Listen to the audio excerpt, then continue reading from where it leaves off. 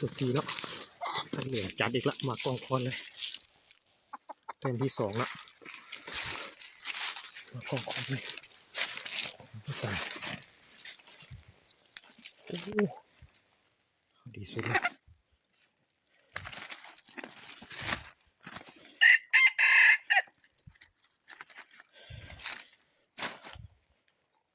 กูบอกไงกองคอนเลย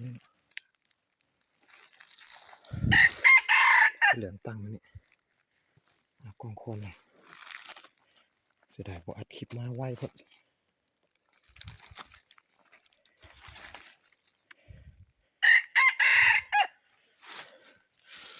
วันไหนลูกไฟเหลืองจัดเลยนะโอ้ตายแต้ม10นะของไฟเหลือง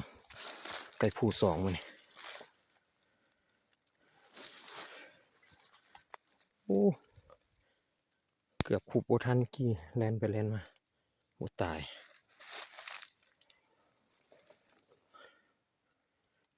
จัดเลยนะ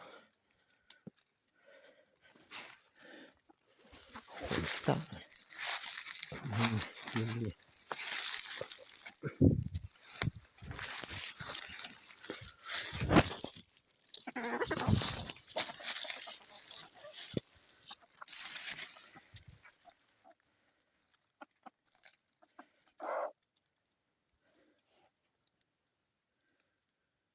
สุดยอดเลยความหมานบอกให้ว้าวเลยแต้มที่10เนาะของไฟเหลืองมากล้องคอนเลยขนสะนี่นะไฟเหลืองมาตั้งนี่ตั้งงอยมินเนี่ยเขากล้องคอน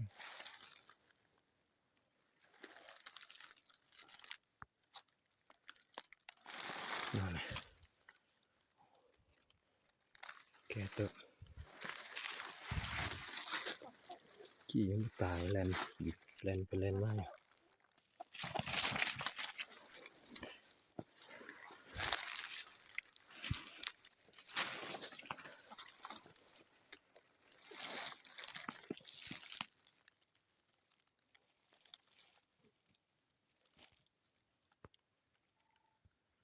จัดไปแล้วนะมาเนี่ย